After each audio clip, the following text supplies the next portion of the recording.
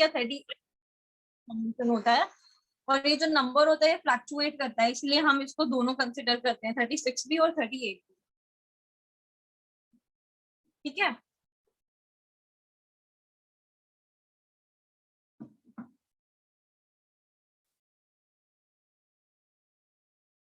चलो ठीक है।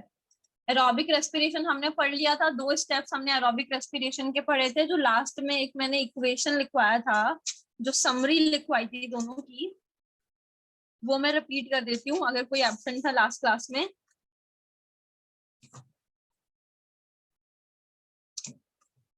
क्या फॉर्म हो रहा था? सबसे पहले ग्लूकोज, ग्लूकोज का कंप्लीट, देखो 2 चीजें होती है, एनारोबिक रेस्पिरेशन में ग्लूकोज का इनकम्प्लीट ब्रेकडाउन होता है और एरोबिक रेस्पिरेशन में ग्लूकोज का कंप्लीट ब्रेकडाउन होता है। कंप्लीट जब ब्रेकडाउन होता है तभी एटीपी का फॉर्मेशन होता है, मतलब ह्यूज एटीपी का फॉर्मेशन होता है। एरोबिक में 36 38 एटीपीज बन रही थी, एनारोबिक में 2 एटीपीज ही बनती हैं, क्योंकि वो इनकम्प्लीट ऑक्सीडेशन है। ठीक है, इसलिए वहां पर ग्लूकोज का इनकम्प्लीट ब्रेकडाउन होता है एंड एरोबिक रेस्पिरेशन में, इसीलिए वहां पे लेस अमाउंट ऑफ एटीपी का फॉर्मेशन होता है। But in case of aerobic respiration, complete oxidation of glucose take place, and as a result of complete oxidation we'll found 36 or 38 ATPs। ठीक है, तो जो इक्वेशन था वहां था क्या, जो ग्लूकोज है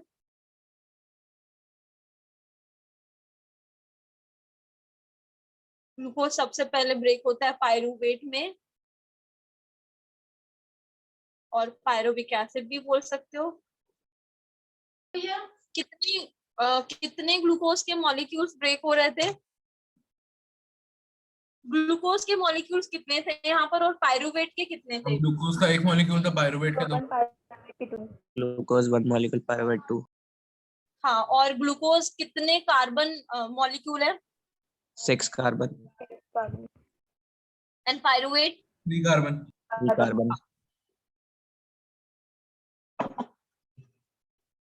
ठीक है, तो यहाँ पर 1 mole of glucose was broken down into 2 pyruvate, 2 mole of pyruvate। ये मोल माने मॉलिक्यूल्स। ठीक है, इसको हमने नाम दिया था, क्या नाम दिया था इसको? हमने बोला था ग्लाइकोलिसिस, और ये साइटोप्लाज्म में होती है ये process. Then this pyruvate goes into mitochondria, और वहां पर होती है आपकी क्रेब्स साइकिल, और पायरुवेट कन्वर्ट हो जाता है carbon dioxide plus H2O and ATP, and it was 36 and 38 ATPs form होती है। और पायरुवेट से जब पायरुवेट कार्बन डाइऑक्साइड H2O में कन्वर्ट होता है, इसको हमने बोला था Krebs cycle. Krebs cycle, citric acid cycle भी बोलते हैं इसको।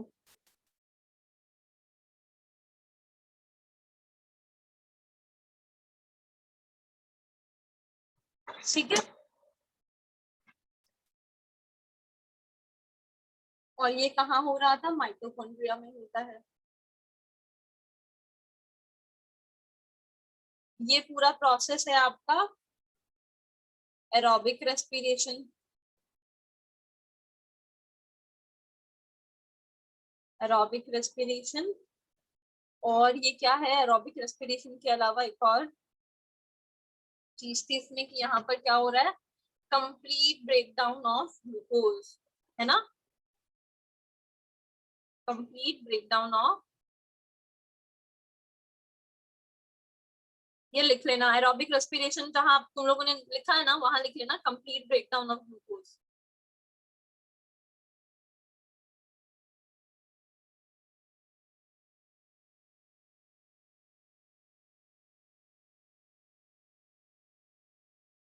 और कहाँ होता है ये? हायर ऑर्गेनिजम्स में, take place in higher organisms. Higher organisms में कौन आ जाता है? Plants and animals.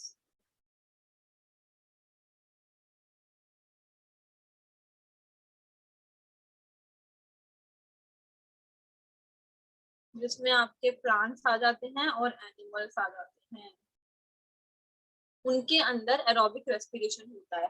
चलो ठीक है, नेक्स्ट हमारा है एनएरोबिक रेस्पिरेशन। तो एनएरोबिक रेस्पिरेशन क्या था? सबसे पहली चीज कि यहाँ पर ग्लूकोज का इनकम्प्लीट ब्रेकडाउन होता है। ग्लाइकोलिसिस का प्रोसेस तो कंप्लीट हो जाता है, लेकिन ग्लाइकोलिसिस के बाद जो ग्लूकोज पायरुवेट में कन्वर्ट होता है, वो पायरुवेट कंप्लीटली कार्बन डाइऑक्साइड और वाटर में कन्वर्ट नहीं हो पाता है। इसके अलावा वो कार्बन डाइऑक्साइड और वाटर की बजाय वो 2-3 अलग चीजों में कन्वर्ट हो जाता है। किस किस में? भाई लैक्टिक एसिड में कन्वर्ट हो गया, या फिर इथाइल अल्कोहल में कन्वर्ट हो गया। तो वो कार्बन डाइऑक्साइड में कन्वर्ट नहीं हो पाता है कंप्लीटली, वो इथाइल अल्कोहल या फिर लैक्टिक एसिड में कन्वर्ट हो जाता है। ठीक है, तो एनारोबिक रेस्पिरेशन में हम लोग 2-3 चीजें लिखेंगे, और ये सिर्फ साइटोप्लाज्म में होता है, माइटोकॉन्ड्रिया में नहीं होता है, लोअर ऑर्गेनिजम्स में होता है। अब देखो, लोअर ऑर्गेनिजम्स की हम बात करते हैं तो बैक्टीरिया में होता है, यीस्ट में होता है।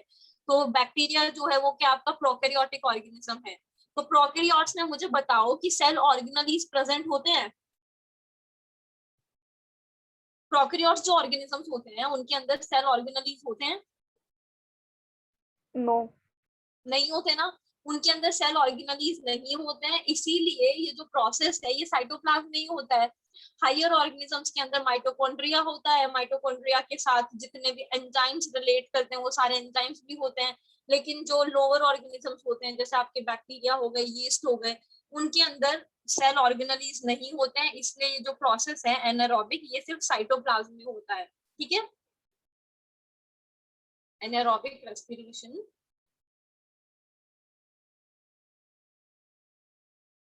occurs in absence of oxygen.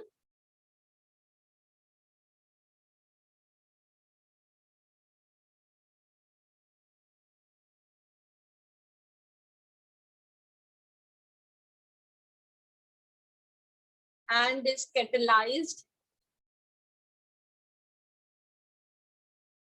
by enzyme present in cytoplasm. मैंने बताया था कि जो ग्लाइकोलिसिस का प्रोसेस है वो ऐसे ही नहीं हो जाता कि ग्लूकोज ने आंख बंद की और वो फटाफट से पायरुवेट में कन्वर्ट हो गया। नहीं, वहां पर कुछ एंजाइम्स इन्वॉल्व होते हैं जो ये प्रोसेस करवाते हैं, है ना। क्योंकि कोई भी रिएक्शन, जैसे हम डाइजेशन में हम लोग पढ़ रहे थे कि जो माल्टोज है वो कन्वर्ट होता है किसके अंदर? ग्लूकोज के अंदर कन्वर्ट होता है। तो उसको माल्टोज को ग्लूकोज में कन्वर्ट कौन करवा रहा था? कोई एक एंजाइम करवा रहा था, माल्टेज एंजाइम करवा रहा था, है ना। जो डाइजेशन का प्रोसेस हमने पूरा पढ़ा है वो बहुत सारे एंजाइम्स की हेल्प से कंप्लीट हुआ है। ऐसे नहीं कि हमने खाना खाया, ठीक है, हमको नहीं पता चलता क्योंकि ये सारी प्रोसेस इनवॉलेंट्री होती है ना। हमने खाना खाया, खाना खाने के बाद बहुत सारे एंजाइम्स इन्वॉल्व होते हैं डाइजेशन की प्रोसेस में। ऐसे ही रेस्पिरेशन की प्रोसेस में भी खूब सारे एंजाइम्स इन्वॉल्व होते हैं। हमने सांस लिया, हमने ऐसे बैठे बिठाए आंख बंद की और ग्लूकोज जो था बॉडी में वो कन्वर्ट हो गया पायरुवेट में, हो जाता है, लेकिन वहां पर बहुत सारे एंजाइम्स का इन्वॉल्वमेंट होता है। ठीक है, तो जो एनारोबिक रेस्पिरेशन होता है वो साइटोप्लाज्म में होता है। साइटोप्लाज्म के अंदर ग्लाइकोलिसिस होता है, तो ग्लाइकोलिसिस को परफॉर्म करने वाले जो एंजाइम्स होते हैं वो साइटोप्लाज्म में ही प्रेजेंट होते हैं। समझ में आई बात? तो ये यही बोल रहा है इस लाइन में कि occurs in absence of oxygen and it catalyzed by enzymes present in cytoplasm.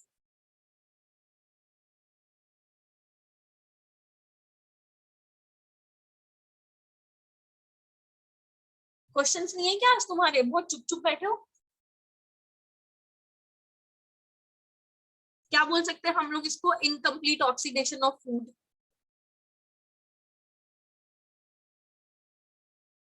Incomplete breakdown of glucose,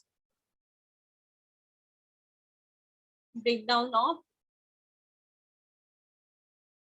देखो एक चीज देखो, रेस्पिरेशन के प्रोसेस में हम लोग क्या करते हैं हमको पता है, हम लोग ग्लूकोज का ब्रेकडाउन करते हैं। ऐसे समझो, फोटोसिंथेसिस की प्रोसेस में क्या कर रहे थे? मुझे फोटोसिंथेसिस का वो बताओ एक बार तुम लोग। CO2 + H2O, है ना। क्या बना रहा था? ये बना रहा था C6H12O6 प्लस ऑक्सीजन रिलीज हो रही थी, प्लस थोड़ी बहुत ATP रिलीज हो रही थी। H2O। अब ये क्या हो गई आपकी? ये फोटोसिंथेसिस हो गया, फोटोसिंथेसिस हो गया। और यहाँ पे क्या हुआ है? फॉर्मेशन हुआ है ना, फॉर्मेशन हुआ। अब जो रेस्पिरेशन वाला प्रोसेस होता है ना वो इसके एंटागोनिस्टिक होता है, मतलब इसका एकदम उल्टा होता है। उल्टा मतलब ये वाली जो प्रोसेस इस डायरेक्शन में चल रही थी ना, अभी रिवर्स हो जाएगी, रिवर्स हो जाएगी। रिवर्स मतलब जो ये ग्लूकोज है ये कन्वर्ट होगा किसके अंदर, यहाँ हमने फोटोसिंथेसिस लिखा और यहाँ हमने लिखा रेस्पिरेशन। तो जो फोटोसिंथेसिस और रेस्पिरेशन है ये एक दूसरे के कंप्लीटली अपोजिट है। फोटोसिंथेसिस में कार्बन डाइऑक्साइड वाटर ने मिलकर ग्लूकोज का फॉर्मेशन किया, रेस्पिरेशन में उस फॉर्म्ड ग्लूकोज का ब्रेक डाउन हो गया, किसमें, वापस से कार्बन डाइऑक्साइड और H2O में ब्रेक डाउन हो गया।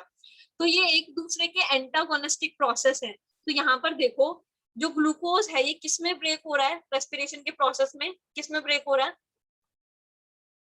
बताओ किसमें ब्रेक हो रहा है ग्लूकोज रेस्पिरेशन के प्रोसेस में, CO2 and carbon H2O. Dioxide और H2O में ब्रेक डाउन हो रहा है। तो ये क्या हो गया, ये इसका कंप्लीट ब्रेक डाउन हो गया, कंप्लीट ब्रेक डाउन। ग्लूकोज जब कार्बन डाइऑक्साइड और H2O में कन्वर्ट हो पाएगा तभी वो बहुत सारी एनर्जी का फॉर्मेशन करेगा, और अगर ये कहीं पे बीच में लटक गया तो उसको हम लोग एनारोबिक रेस्पिरेशन बोल देते हैं। तो एनारोबिक रेस्पिरेशन में क्या हो रहा है, जो ग्लूकोज है ये कहीं बीच में लटक गया है, ये कंप्लीटली कार्बन डाइऑक्साइड और वाटर में ब्रेक नहीं हुआ, उसी को हम लोग एनारोबिक रेस्पिरेशन बोलते हैं। और जब ये कंप्लीटली कार्बन डाइऑक्साइड और H2O में कन्वर्ट हो जाएगा उसको हम लोग एरोबिक रेस्पिरेशन बोलते हैं। समझ में आई दोनों चीजें?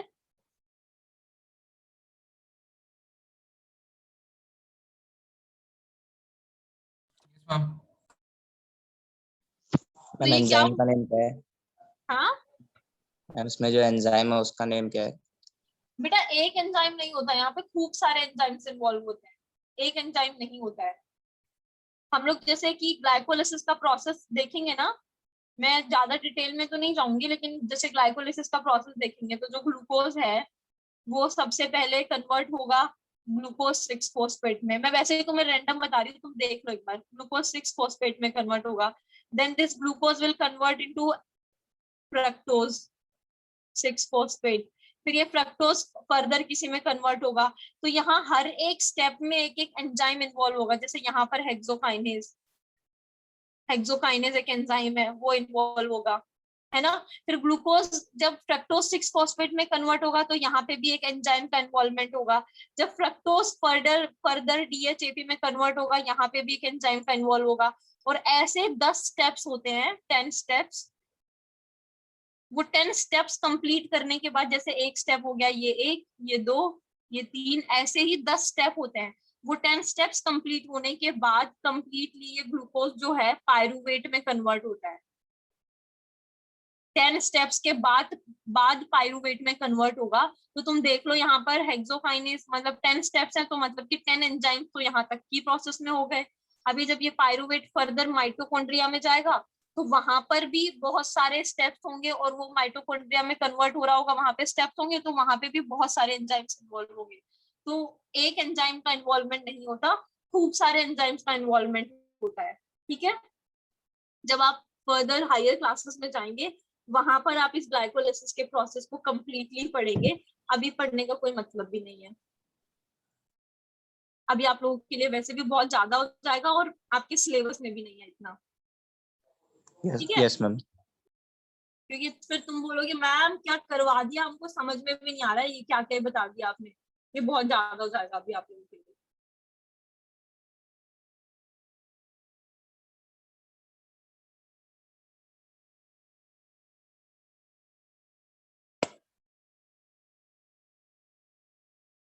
So this is incomplete breakdown of glucose। कहाँ पर होता है, मेनली ये लोअर ऑर्गेनिजम्स में होता है, जैसे कि यीस्ट हो गई, बैक्टीरिया हो गए, फंजाइज हो गए। जो यीस्ट है वो क्या है, बैक्टीरिया है, फंजाई है? यीस्ट क्या है? फंजाई, फंजाई है ना। It take place in lower organisms.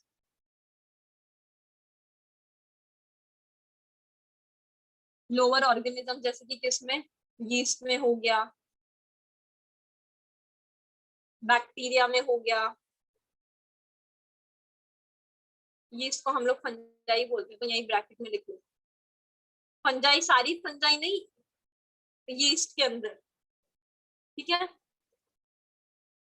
इसके अलावा हायर ऑर्गेनिजम्स में भी होता है, कब, जब उनको ऑक्सीजन इनसफिशिएंट मिलता है, उस कंडीशन में हायर ऑर्गेनिजम्स में होता है। जैसे हम लोग मसल्स के अंदर लैक्टिक एसिड का फॉर्मेशन की बात करते हैं ना, तो हमारे ह्यूमंस के अंदर ही होती है लैक्टिक एसिड की फॉर्मेशन। तो वो कौन सी कंडीशन होगी? हायर ऑर्गेनिजम्स की बात होगी। तो हायर ऑर्गेनिजम्स में भी एनारोबिक होता है, लेकिन बहुत कम। मसल्स के अंदर फॉर्मेशन होता है, मसल्स वाला एक केस है, उसके अलावा एनारोबिक रेस्पिरेशन हायर ऑर्गेनिजम्स में नहीं होता। ठीक है मैम? मैम जैसे आपने बताया है कि फंजाई में केवल यीस्ट आता है, तो बैक्टीरिया में सारे बैक्टीरिया इंक्लूड हो गए? हाँ, बैक्टीरियाज में ऑलमोस्ट सब बैक्टीरियाज इंक्लूड हो गए। कुछ बैक्टीरियाज होते हैं जो ऑक्सीजन की प्रेजेंस में भी रेस्पिरेशन परफॉर्म करते हैं, लेकिन most of the bacteria anaerobically respiration perform करते हैं। ठीक है, एक रेशियो देखते हैं ना, जैसे हमने हेट्रोट्रोपिक और ऑटोट्रोपिक का रेशियो देखा था। तो ऑटोट्रोपिक बैक्टीरिया बहुत कम होते हैं, लेकिन हेट्रोट्रोपिक बैक्टीरिया बहुत सारे होते हैं। तो ऐसे एक रेशियो होता है। जो एनारोबिक बैक्टीरिया होते हैं उनका रेशियो ज्यादा होता है as compare to aerobic bacteria. In general अगर हम बात करते हैं तो हम एनारोबिक ही कंसिडर करते हैं बैक्टीरिया के अंदर। Okay ma'am. यहाँ पर क्या होता है एनारोबिक रेस्पिरेशन में, जो ग्लूकोज होता है वो सबसे पहले पायरुविक एसिड में ब्रेक डाउन होगा, और वहां पर मतलब पायरुविक एसिड में ब्रेक होगा, और उसके बाद जो पायरुविक एसिड है वो 2-3 अलग अलग कंडीशंस में ब्रेक होगा। तुमने ये उतार लिया, फिर मैं वो लिखवाती हूँ तुमको। ये नोट डाउन कर लिया?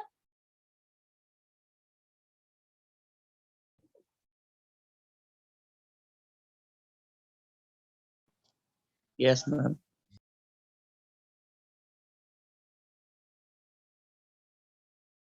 देखो,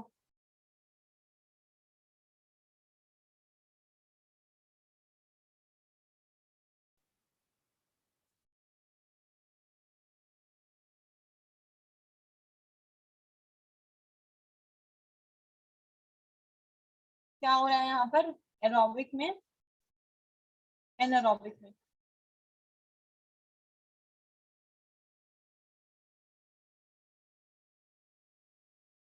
एनारोबिक में क्या हो रहा है, ये जो ग्लूकोज है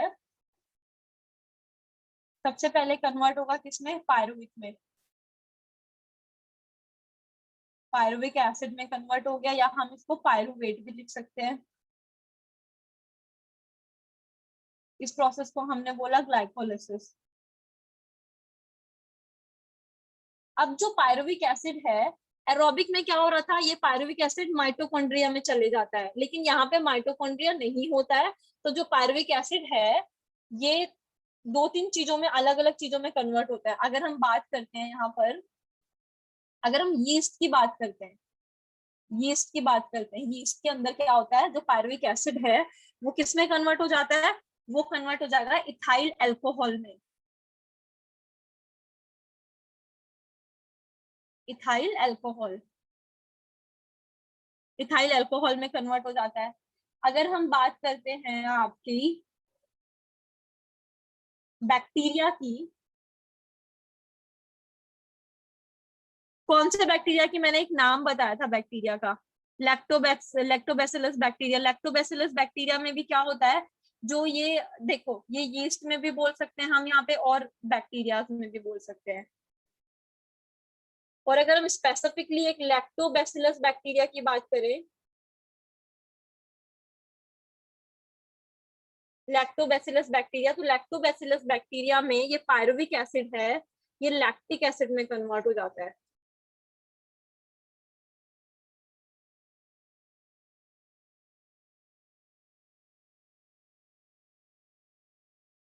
लैक्टिक एसिड में, ठीक है। और अगर हम बात करें ह्यूमंस की, कौन सी कंडीशन में ह्यूमंस में, when humans are doing vigorous exercise कर रहे होते हैं, उस कंडीशन में जो पायरुविक एसिड है, क्या होता है जब कोई एक्सरसाइज कर रहा होता है तो वहां पर ऑक्सीजन की डिमांड बढ़ जाती है, ऑक्सीजन की डिमांड बढ़ जाती है, लेकिन हमारी बॉडी इतनी ऑक्सीजन सप्लाई नहीं कर पाती, रेस्पिरेशन रेट डाउन हो जाता है, और जो मतलब रेस्पिरेशन इंक्रीज हो जाता है, लेकिन हम इतनी ऑक्सीजन ले नहीं पाते बाहर से, तो क्या होता है, ऑक्सीजन की डेफिशिएंसी हो जाती है। इस कंडीशन में lack of क्या होता है, जो पायरुविक एसिड है वो लैक्टिक एसिड में कन्वर्ट हो जाता है, ठीक है। तो यहाँ पर भी ये जो पायरुविक एसिड है ये लैक्टिक एसिड में कन्वर्ट हो जाता है, किसके अंदर, मैन में ड्यूरिंग एक्सरसाइज, ह्यूमंस लिख लो, मैन नहीं।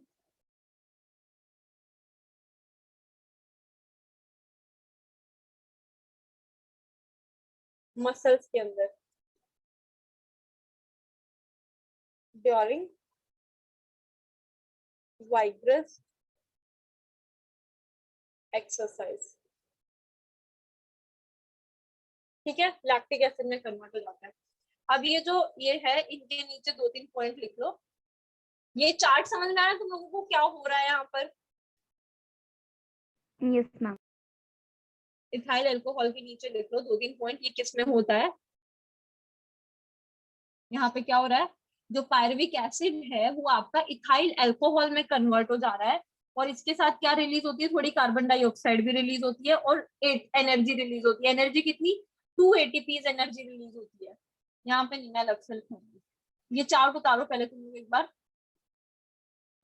Done ma'am. हो गया, सबका हो गया? yes ma'am ठीक है।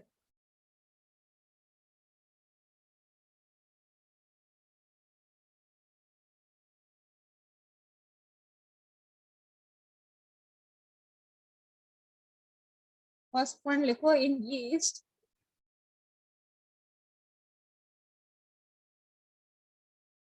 / बैक्टीरिया क्या हो रहा था, जो ग्लूकोज है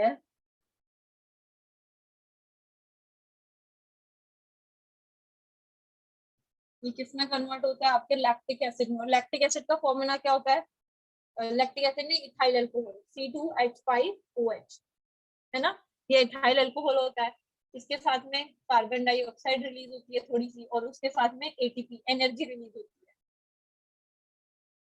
एनर्जी या फिर ATP। कितनी ATP, 2 ATP रिलीज होती है, ठीक है, 2 ATP बोल सकते हैं हम इसको, कितने 2 ATP रिलीज होती है।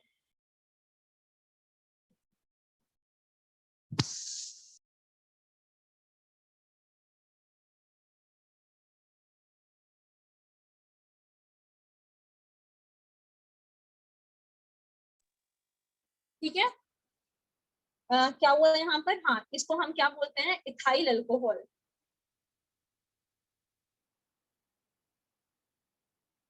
इथाइल अल्कोहल, कितने इथाइल अल्कोहल, ये एक ग्लूकोज है, देखना समझ में आ रही है रिएक्शन। ये ग्लूकोज सबसे पहले किसमें कन्वर्ट हुआ है, पायरुविक एसिड में, then this pyruvic acid is converted into this ethyl alcohol.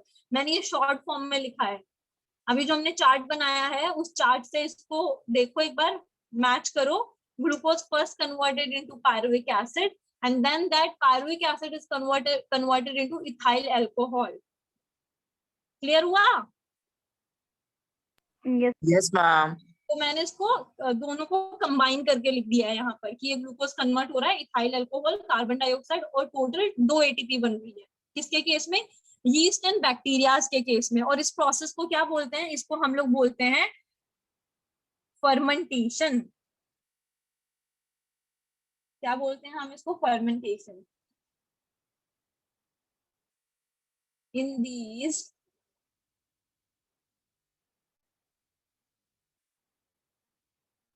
anaerobic respiration, respiration he anaerobic respiration, anaerobic respiration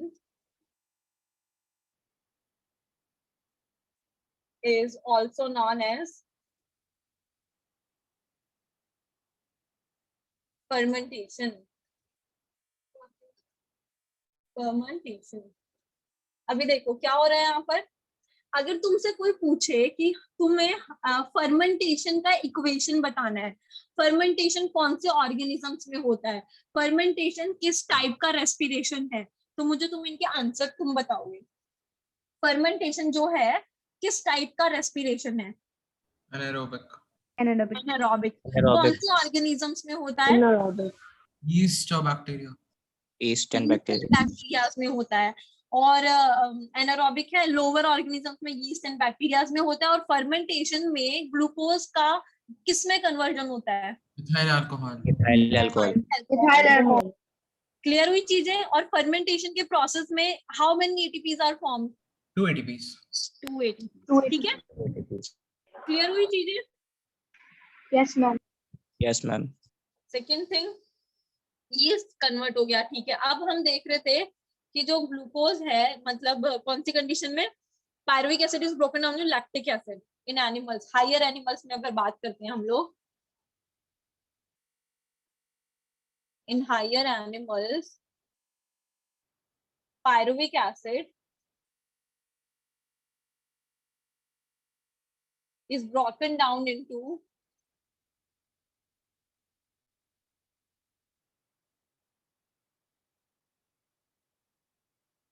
किसमें ब्लॉक हो रहा है? बताओ बताओ बताओ, पायरुविक एसिड किसमें कन्वर्ट हो रहा है in higher animals? Higher animals उस कौन सी कंडीशन में? मसल्स के अंदर। Lactic acid. Lactic acid. Pyruvic acid is broken down into lactic acid. तो इसका इक्वेशन क्या हो जाएगा? वही सेम हो जाएगा कि भाई जो ग्लूकोज है आपका, this glucose is converted into, यहाँ पर 2 लिख लीजिएगा, तो बैलेंस करेंगे ना तो यहाँ पर 2 आएगा, जो कार्बन ये भी 2 आएगा। ठीक है, this glucose is converted into lactic acid. Lactic acid का फॉर्मूला क्या हो जाता है? C3H6 and O3 plus energy. Energy कितनी बनेगी? यहाँ पर वही सेम 2 ATP एनर्जी बनेगी। ठीक है, ये क्या है आपका? लैक्टिक एसिड है। ये आपका यहाँ पे इस हाँ। रिएक्शन में रिएक्टेंट्स में ऑक्सीजन नहीं आएगा? नहीं, ऑक्सीजन नहीं आएगा। ऑक्सीजन रिलीज कैसे होगा? यस मैम, तो मैम ये होता कैसे?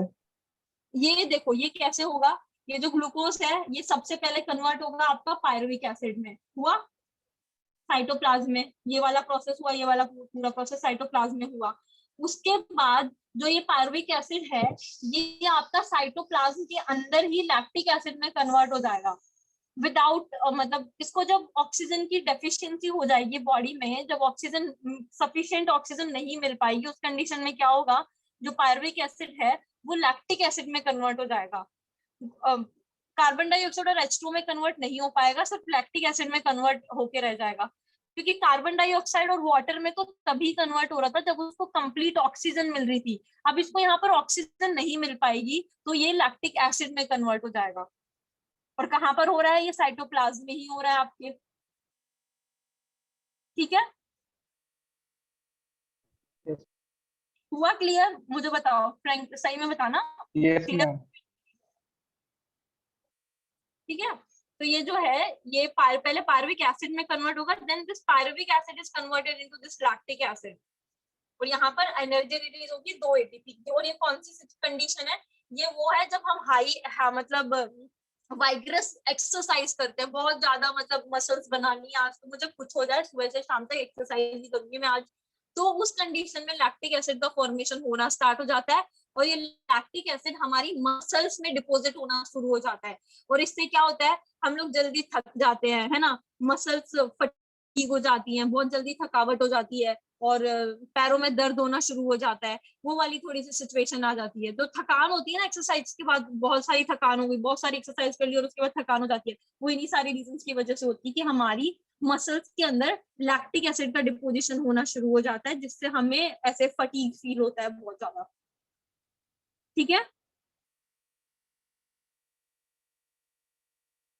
देखो ये क्लियर रखना कि ये वाला जो सेकेंड स्टेप है ये भी आपका साइटोप्लाज्म में ही होगा, लेकिन हायर एनिमल्स के अंदर होगा, मसल्स के अंदर होगा। ऊपर वाला रब कर दूं?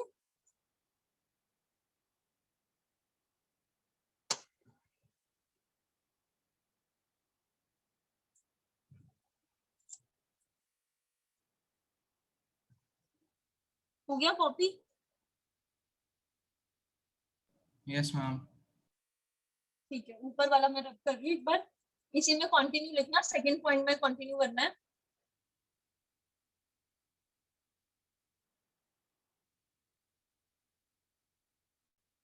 ये वाली कंडीशन जो है, ये वाला पॉइंट है, ये कहाँ हो रहा है? ये आपका हो रहा है मसल्स में।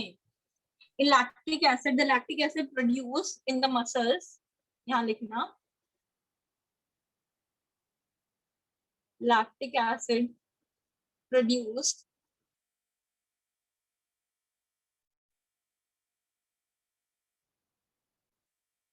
accumulates in the muscles.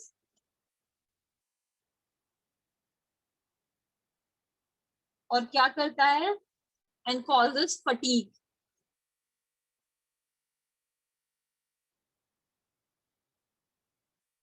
fatigue नहीं, muscles fatigue लिखो इसको।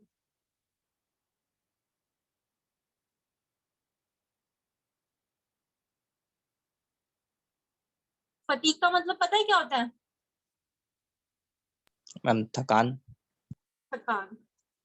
ड्यूरिंग रेस्टिंग पीरियड, जब फिर बोला जाता है ना हैवी एक्सरसाइज के बाद कि थोड़ा भाई अब रेस्ट कर लो, तो जब हम रेस्ट करते हैं उस कंडीशन में क्या होता है, जब ऑक्सीजन का लेवल हमारी बॉडी में मेंटेन हो जाता है।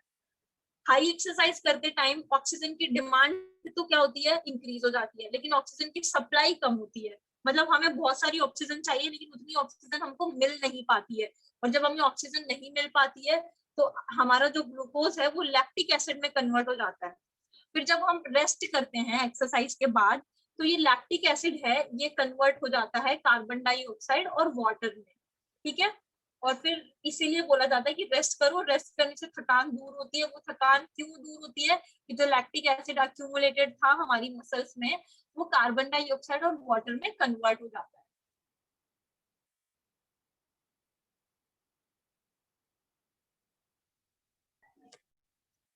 During resting period, when oxygen become available,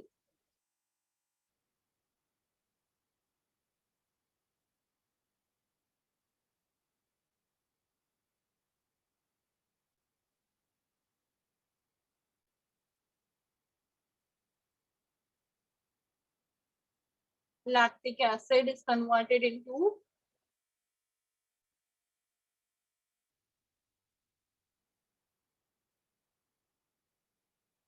removed from muscles. Removed from the muscles मतलब कि उसका कन्वर्जन हो जाएगा किसके अंदर? कार्बन डाइऑक्साइड और वाटर में। ठीक है,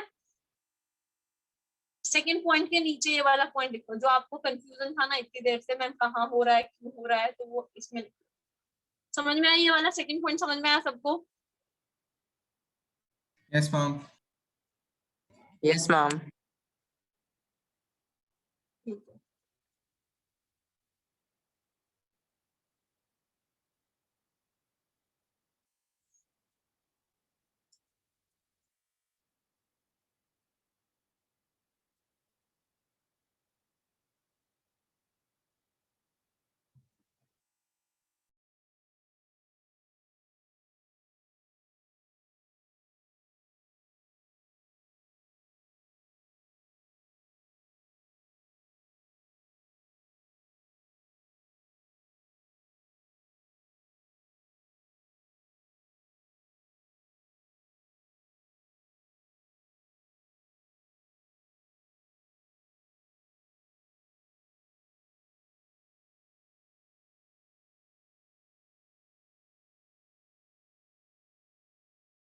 हो गया सबका?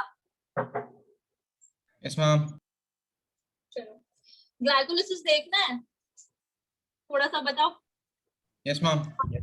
हाँ मुझे बताओ, मैं उसके हिसाब से बोर्ड्स के अकॉर्डिंग पढ़ाऊंगी। अगर किसी को पढ़ना है तो मुझे बताओ, कितने बच्चे बोल रहे हैं पढ़ना है और कितने बोल रहे हैं मैम नहीं पढ़ना? पढ़ना है। पढ़ना है मैम। पढ़ना है मैम। कैटलाइजेशन होता है कि कन्वर्सेशन होना, कि देखो कैटलाइज क्या होता है, जो एंजाइम्स होते हैं वो कैटलाइजेशन में हेल्प करते हैं। कैटलाइजेशन मतलब एक किसी सबस्ट्रेट का किसी प्रोडक्ट में कन्वर्जन होना। देखो ये कैटलाइजेशन की प्रोसेस है। किसी कन्वर्जन को हम लोग कैटलाइजेशन बोलते हैं, जो जब वो किसी एंजाइम्स की प्रेजेंस में होता है। जैसे ये ग्लूकोज है, ये लैक्टिक एसिड में कन्वर्ट हो रहा है, इस चीज को ही हम लोग कैटलाइजेशन बोलते हैं। और इस कैटलाइजेशन में हेल्प कौन करता है? एंजाइम्स हेल्प करते हैं। ठीक है,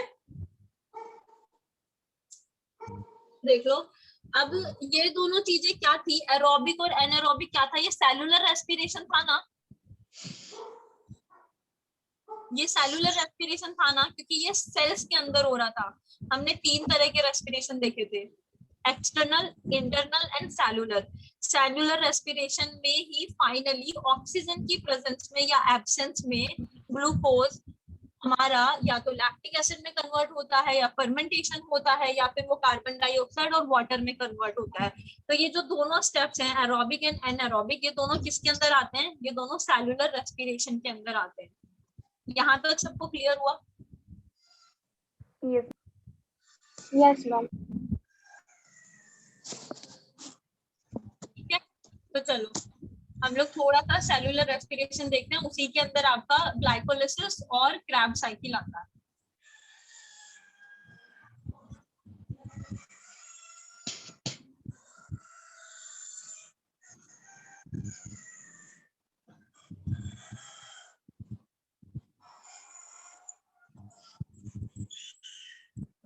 जो थर्ड पॉइंट था ना, हमने स्टेप्स लिखे थे। First step was external, internal, then cellular respiration. Cellular respiration बाद एरोबिक, एनारोबिक पढ़ा था, टाइप ऑफ रेस्पिरेशन। तो सेलुलर रेस्पिरेशन में ही हम लोग अभी कंटिन्यू करेंगे, उस चीज को देखना। उसी के अंदर आपका ये ग्लाइकोलिसिस और क्रैब्स साइकिल आ जाता है।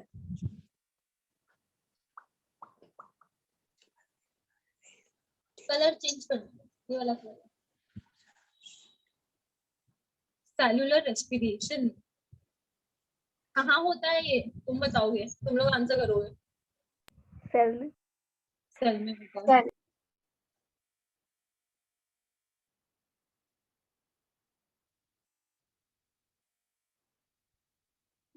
Cellular as this process is at cellular level.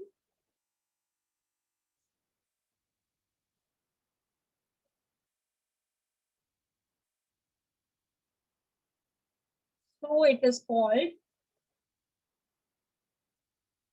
cellular respiration. इसके बाद क्लास है क्या तुम्हारी? Yes ma'am. मैम 5:20 पे है। 5:20 पे है, ठीक है, ठीक है। अब 3 स्टेप्स में कंप्लीट होता है। 3 स्टेप्स कौन कौन से हो गए?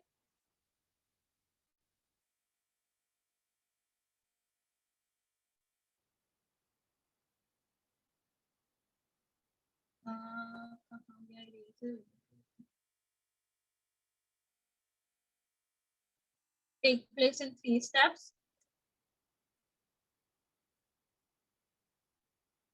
3 स्टेप्स में होता है ग्लाइकोलिसिस, क्रैब्स साइकिल, और एक आपका होता है ईटीएस।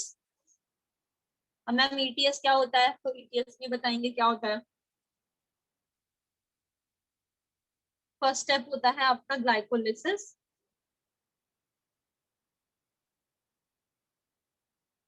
सेकेंड स्टेप होता है क्रैब्स साइकिल, और थर्ड स्टेप होता है इलेक्ट्रॉन ट्रांसपोर्ट चेन। ये जो थर्ड पॉइंट है ये मैं समझा दूंगी, इसको लेके घबराना मतलब कुछ भी नहीं है, ये यूं ही है, बस ये एनर्जी का प्रोडक्शन यही होता है। अब देखो, जो सेलुलर रेस्पिरेशन है उसके अंदर ये दोनों एरोबिक एनारोबिक आ जाता है। एनारोबिक बेचारा ग्लाइकोलिसिस करके खत्म हो जाता है, जो एरोबिक है वो आगे क्रैब्स साइकिल तक जाता है, देन इलेक्ट्रॉन ट्रांसपोर्ट चेन में एंटर कर जाता है। ठीक है, इलेक्ट्रॉन ट्रांसपोर्ट चेन में बेसिकली क्या होता है कि हमने देखो, एक तो हम एटीपी पढ़ते हैं और एक हम पढ़ते हैं NADPH2, है ना? NADPH2 भी पढ़ते हैं ना। तो इलेक्ट्रॉन ट्रांसपोर्ट सिस्टम में क्या होता है, जो ये NADPH2 है ये इलेक्ट्रॉन ट्रांसपोर्ट सिस्टम में एंटर करता है और फिर ये ATP में कन्वर्ट हो जाता है। कहाँ पर, इलेक्ट्रॉन ट्रांसपोर्ट सिस्टम के अंदर जाके एटीपी में कन्वर्ट होता है। जो NADPH2 है it is also the form of energy, लेकिन हमको पता है कि हमारी बॉडी में ATP is the energy currency, ATP के फॉर्म में ही हम एनर्जी को यूटिलाइज कर पाते हैं।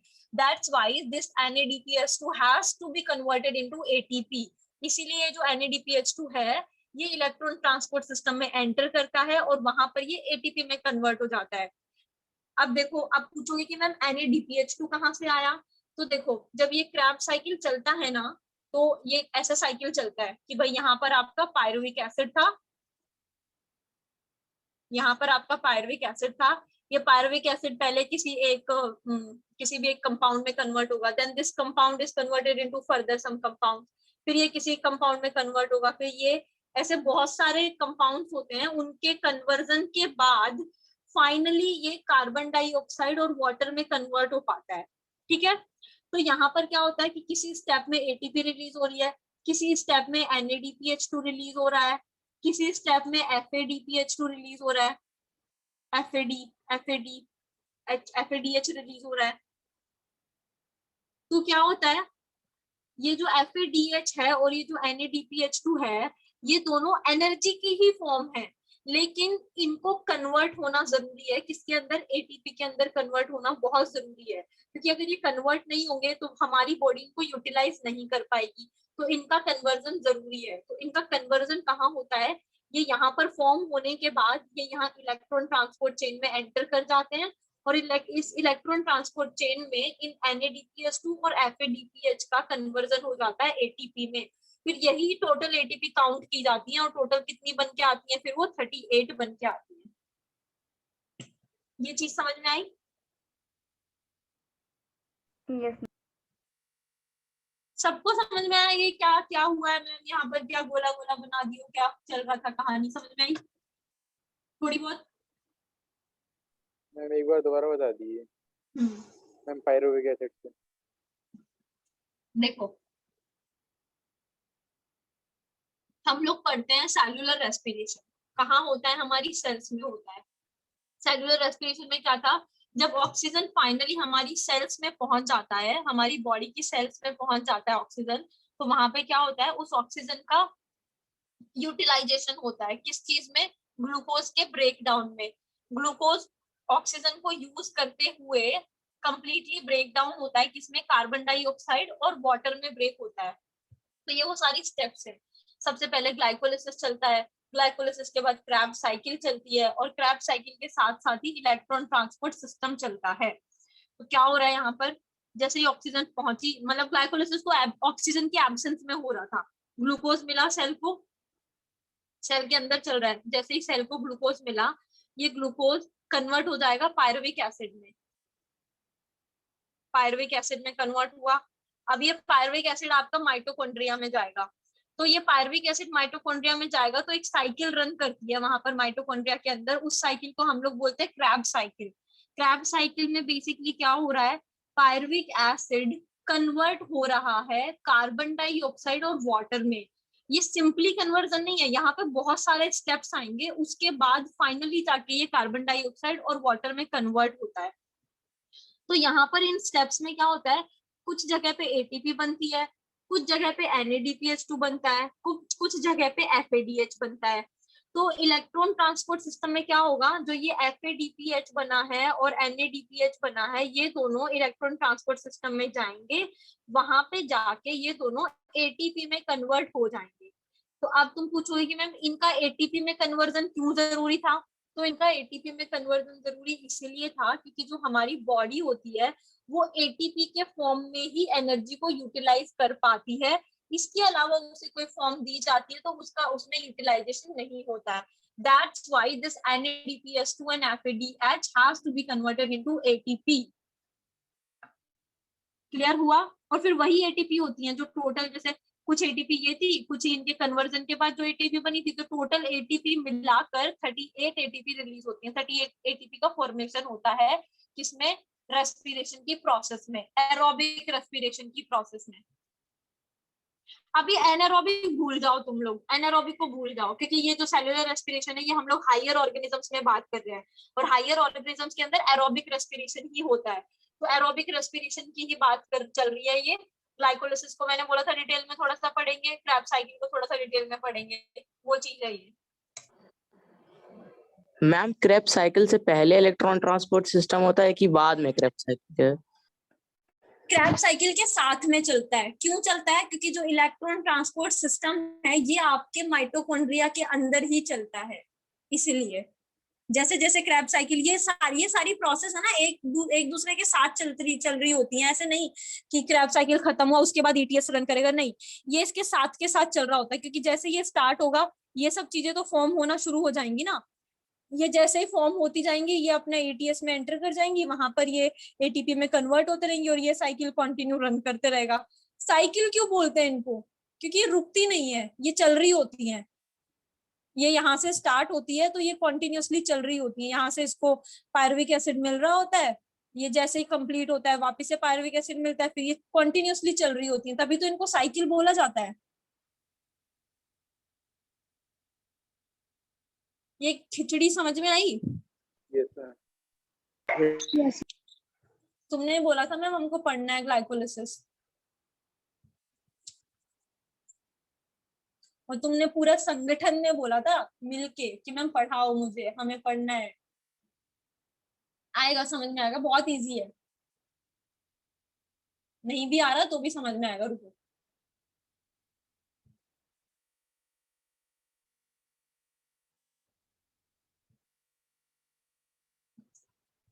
ठीक है, 3 स्टेप्स में होता है glycolysis, Krebs cycle and electron transport system. हो गया। अब इस सबसे पहले एक चार्ट बनाओ। ये नोट कर लिया तुम लोगों ने cellular respiration? Yes, ma'am.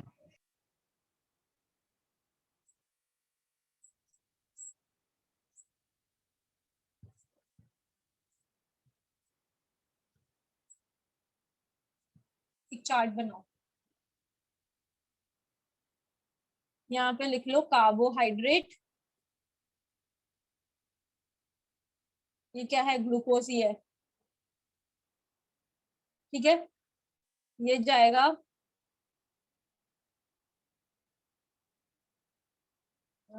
Carbohydrate में, ग्लूकोज। कैसे मिला हमें ग्लूकोज? डाइजेशन की प्रोसेस से। समझ में आ रहा है ना? ये यस मैम। कार्बोहाइड्रेट हमने खाया, ये Yes, डाइजेशन ma'am. ग्लूकोज में कन्वर्ट हो गया, ठीक है। अब ये ग्लूकोज भाई साहब कन्वर्ट हो जाएंगे पायरुविक एसिड में। किस प्रोसेस से? ग्लाइकोलिसिस से।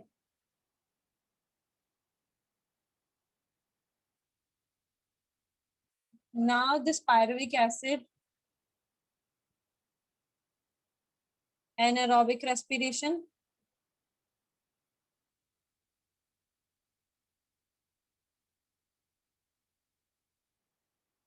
एंड यहाँ पर ये कर रहा है एरोबिक रेस्पिरेशन। अगर सेल के पास ऑक्सीजन है तो यहाँ लिखेंगे हम लोग इन प्रेजेंस ऑफ ऑक्सीजन।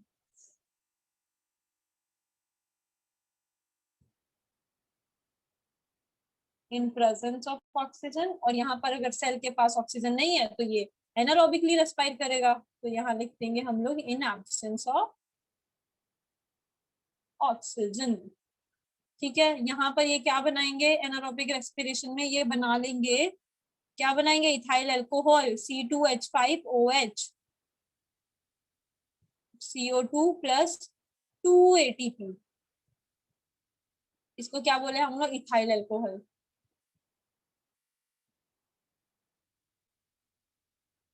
यहाँ पर ये अब देखो, ये जो मैंने इथाइल अल्कोहल लिखा है ना, यहाँ पर तुम वो वाला लैक्टिक एसिड वाला भी लिख सकते हो, लेकिन लैक्टिक एसिड वाला मतलब कम होता है। एनारोबिक रेस्पिरेशन में हम लोग मेनली इस फर्मेंटेशन के प्रोसेस को ही लर्न रखते हैं, इसीलिए हम इसमें इसी का एग्जांपल देते हैं। लेकिन लैक्टिक एसिड वाला भी एनारोबिक रेस्पिरेशन में ही आता है, ठीक है। इस प्रोसेस को हम क्या बोल रहे थे? फर्मेंटेशन।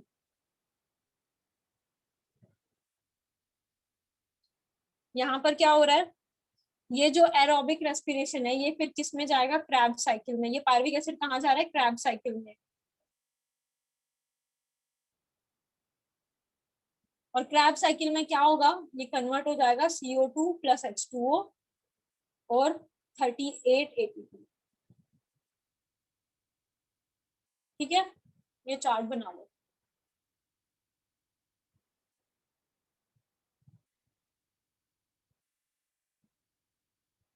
अरे बनाओ।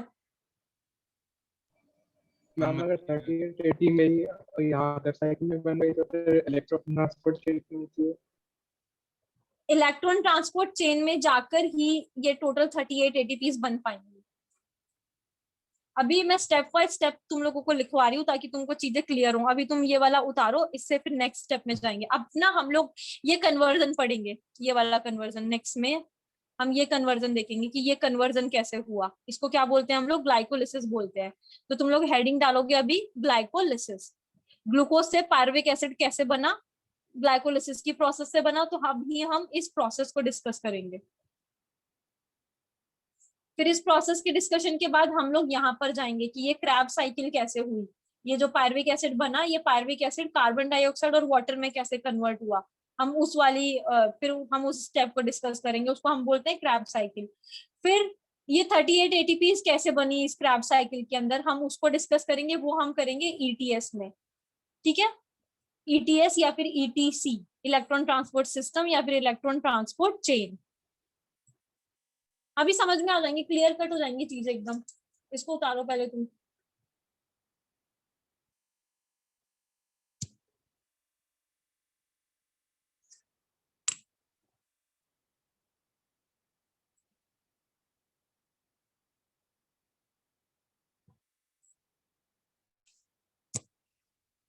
हो गया,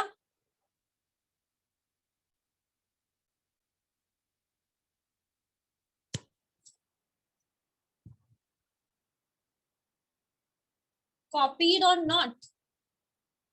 Yes, ma'am. Yes, ma'am. Copied, ma'am. Yes ma'am. Okay, चले क्लास का टाइम ना हो तब तक, या रेस्ट चाहिए, कंटिन्यू कर सकते हैं ना, टाइम Yes, तो हो ma'am. गया।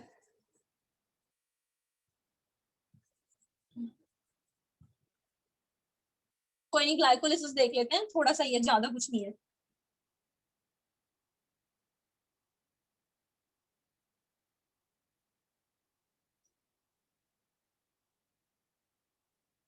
ग्लाइकोलिसिस, इसकी साइट क्या होती है, cytoplasm.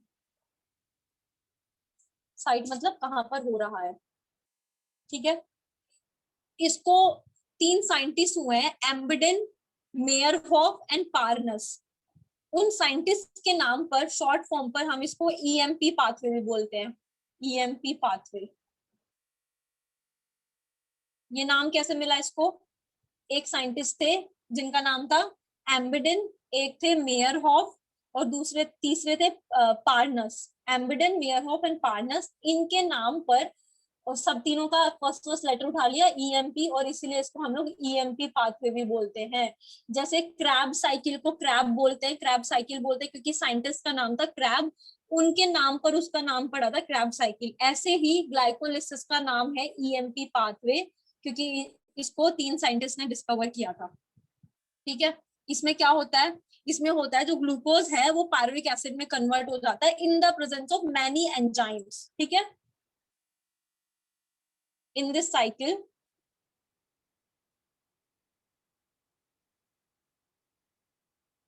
glucose is converted into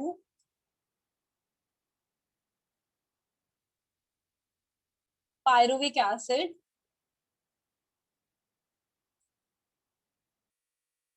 in the presence of many enzymes.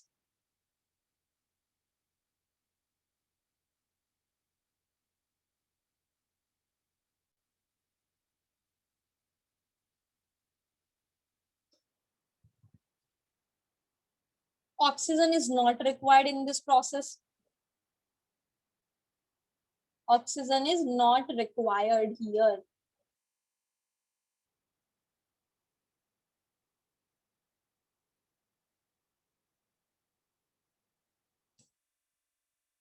Next thing is, इसमें क्या होता है, 4 मॉलिक्यूल ऑफ एटीपी का फॉर्मेशन होता है, जिसमें से 2 मॉलिक्यूल्स क्या होते हैं, यूटिलाइज हो जाते हैं, और 2 मतलब 2 तो यूटिलाइज हो जाएंगे। मैंने 6 बताया था ना पहले, 6 थे, 4 6 नहीं होते, 4 एटीपीज का फॉर्मेशन होता है। 6 मैंने क्यों बोला था, 4 4 4। तो वहां पर होंगे 2, वहां पर टोटल मिला के 6।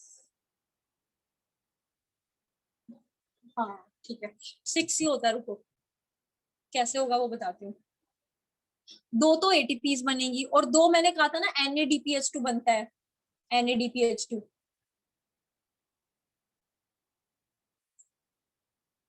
देखना, 4 एटीपी बनती हैं और 2 NADPH2 बनते हैं। 4 एटीपी बनी, 2 NADPH2। इन 4 एटीपी में से 2 एटीपी का यूटिलाइजेशन हो गया, मतलब यूज हो गई। तो कितनी बची, 2 में से 2 बची ना, 2 तो यूज हो गई, तो 2 एटीपी बची।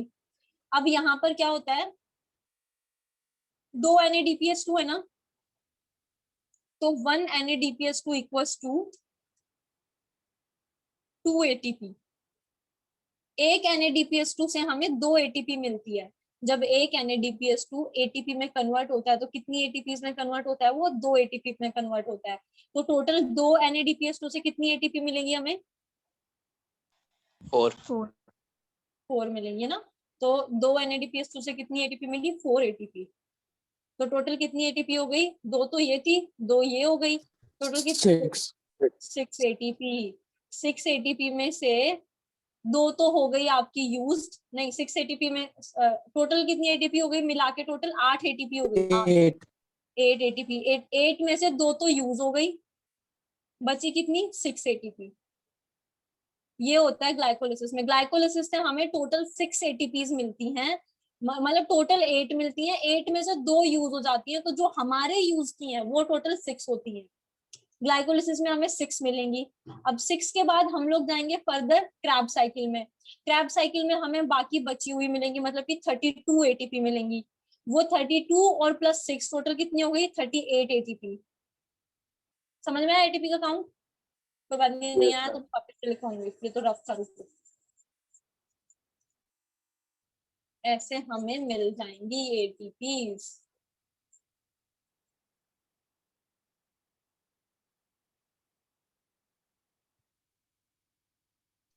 क्या मैम हो यूज रहा है? सिर्फ 2 ही होती है? हाँ, यूज सिर्फ 2 होती है in this process.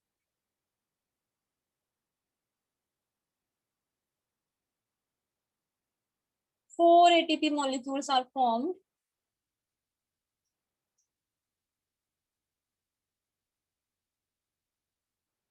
Molecules are formed, जिसमें से क्या होता है, among them 2 ATP are utilized.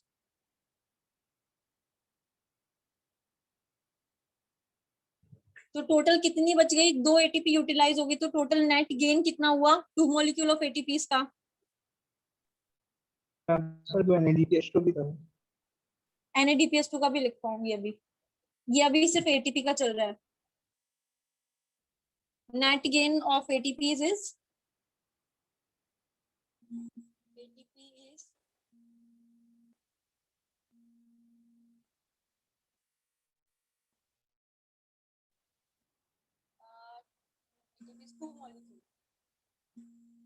ठीक है, 2 तो एटीपी रह गई, 4 में से 2 एटीपी रह गई, 2 यूटिलाइज हो गई। अब NADPH तो कितने बनते हैं, तो 2 NAD are reduced into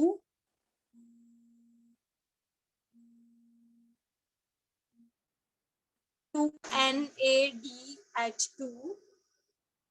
ये रिडक्शन का समझ में आया तुमको, ये हमने फोटोसिंथेसिस में भी पढ़ा था। 2 NADP जो थे, NADP are reduced into 2 NADPH2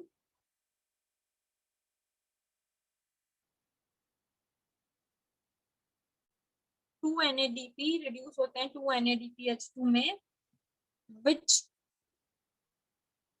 later produced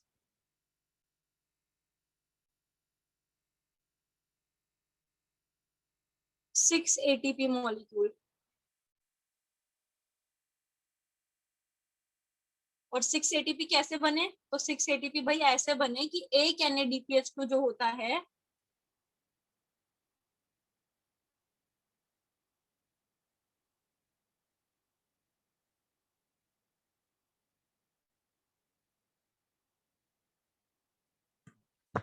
वो आपकी 6 ATP। अच्छा यहाँ पे लिखो तुम लोग, ये दोनों पहले बताओ मुझे, ये दोनों लाइन समझ में आई? Yes ma'am. मैम सेकंड वाले लाइन में तो 4 होना चाहिए, 4 ATP। नहीं नहीं, ये यहाँ पे ना 4 नहीं, अरे कहाँ मैं क्या बोल रही हूँ, 1 NADP equals to 3 ATP, not 2 ATP। 1 NADPH2 equals to 3 ATP। तभी मैं सोचूं कैलकुलेशन मेरा गड़बड़ कैसे आ रहा है। 1 NADPH2 equals to 3 ATP होता है, तो टोटल 2 NADPH2 मतलब कितना होगा, इसमें लिख लेना, ये वाला पॉइंट लिख लो यहाँ पर।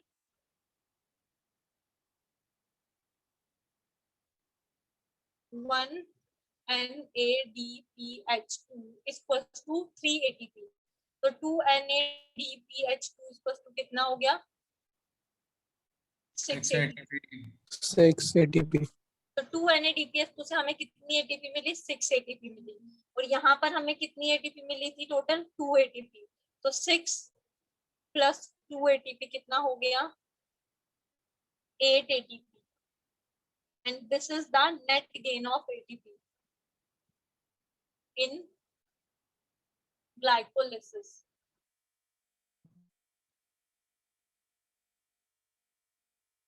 Net gain of ATP